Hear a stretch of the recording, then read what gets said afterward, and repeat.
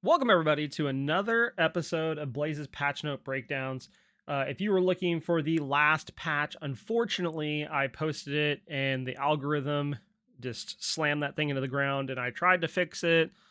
And then I thought I had it backed up. I didn't. I deleted it. Long story short, if you're looking for that video, it went bye bye. Then the RuneScape patch just went bye bye. Unfortunate, but it is the way of the road. I was going to record it, but by that point, the patch was already out. I didn't really think anybody was going to go back and watch it or listen to it. So we're here now. We're with the bonus patch for the RuneScape patch, and we have a few things changing up in this patch, and we're going to discuss those just as we normally do. We have some new skins coming along. We have the Heatwave Pele, and then Winged Machina Nike, and Bit Fortune Ganesha, all solid skins. Really excited to be playing these. Two of them in the Odyssey event, and one in the Bit Fortune chest.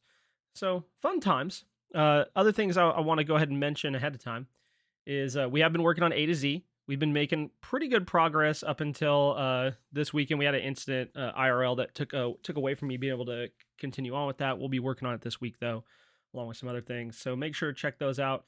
And if you have any other like challenges or things like that you'd like to see me do, please reach out. We have some bug fixes for UI, but then we get into the actual bonus balance. If you remember, typically these are nerfs in the bonus balance, so nothing too surprised here. They go ahead and mention that bonus updates are smaller and thus the goals are simpler too. This update primary goal is to continue to nerf hunters in order to keep mages in the mid lane. The additional goals are to nerf Daji, the top contested SPL jungler, Flaybust Hoops, which are the main reason we are seeing Yamoja prioritized so highly. We appreciate all the feedback we got from the goal-oriented patch notes, and we will continue to iterate that process to help the players understand our balanced goals while also keeping the patch notes easier to read. So we've talked about this in the past couple patches. If you watch on stream too, I've been talking about it. Daji is pretty much the number one jungler. She's just insane. She brings so much just pressure, aggression, beads burn, everything you want in your comp. They heavily nerfed Powwow, and it didn't matter. We're still going to see her played. I'm curious to see what the changes are going to be for her. We'll see, I guess, in a minute. Hunters have been dominating the mid lane. I'm not so sure. Is that because hunters are so good that we need to nerf their items, or mages' items are bad? But I'm pretty sure it's the former. Mage items are pretty good. So to see them nerfing hunters again, I'm not too surprised. In Fabulous Hoops, I've talked about this multiple times on the stream. We didn't like healer meta last year. Healer meta is back. It is not just a Yamoja problem. It is a Guan Yu problem. It's a Chang'e problem. I mean, the list continues.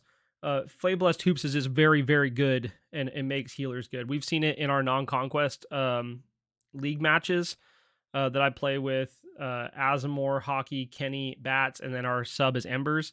And almost every time there is a healer on the enemy team, and Fabulous Hoops is built, because you can't ban them all out.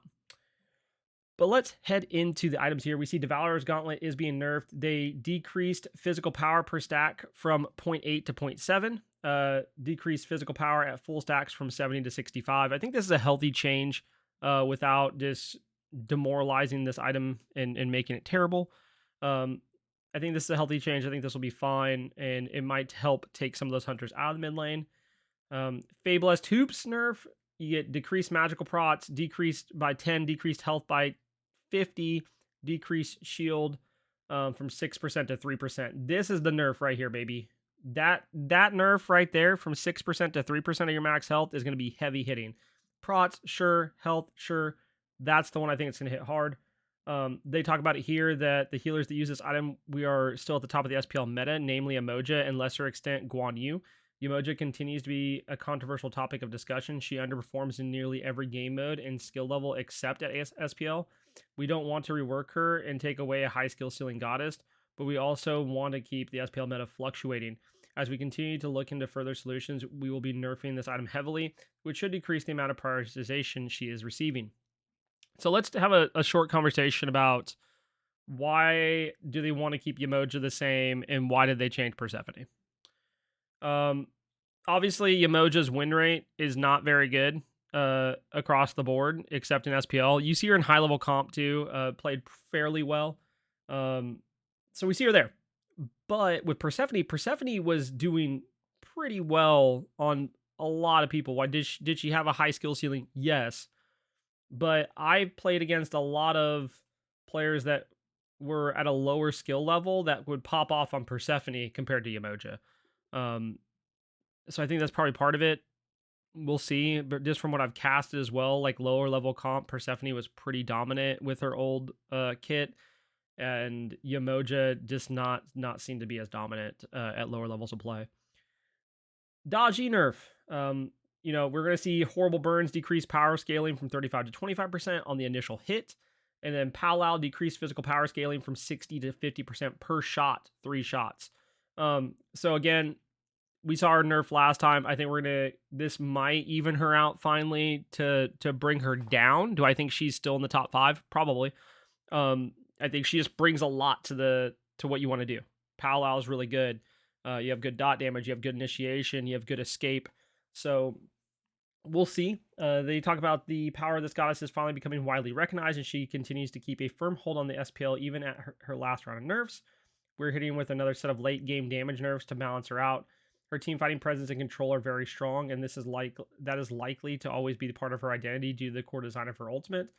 To offset that, we want her late game burst potential to be lower. These will do that.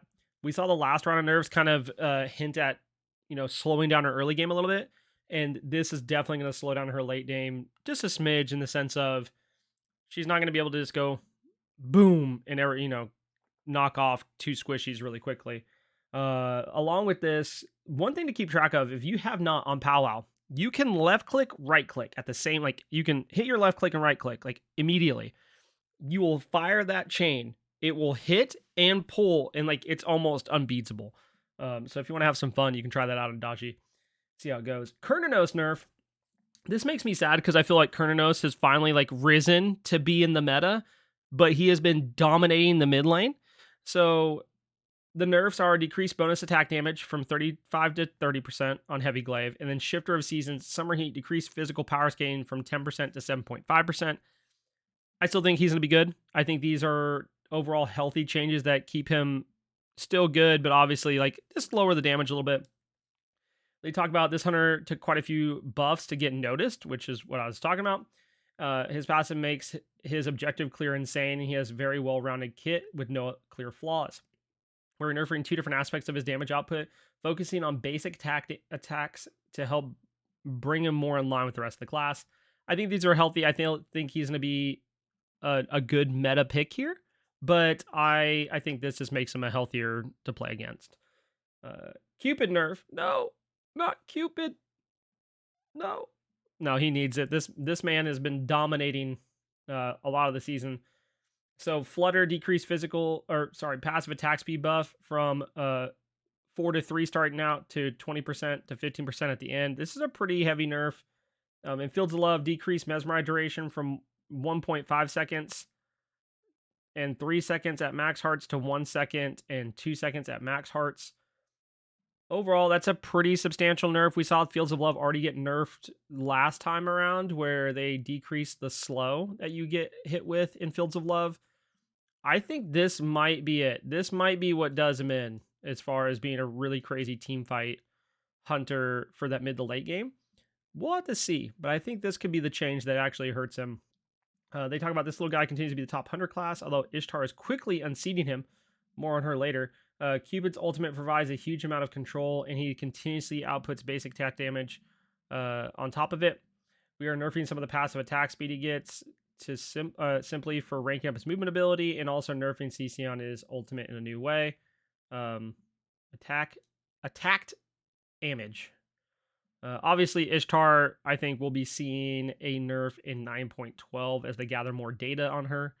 But I'm not surprised to see Cupid nerfed. He's been in the top probably 3 ADCs for probably the past 9 months. So not too shabby. I think it's a good round of nerfs. I don't think anything's too crazy here. I'm really excited to see how Fabulous Hoops balances out with this and to see if it's still prioritized as heavily as it has been. But in the comments below, let me know 2 things. what nerf are you most excited about, and what god or item change do you want to see in the upcoming 9.12 patch. Other than that, I hope you all have a great rest of your day, great week, and we'll see you later. Bye.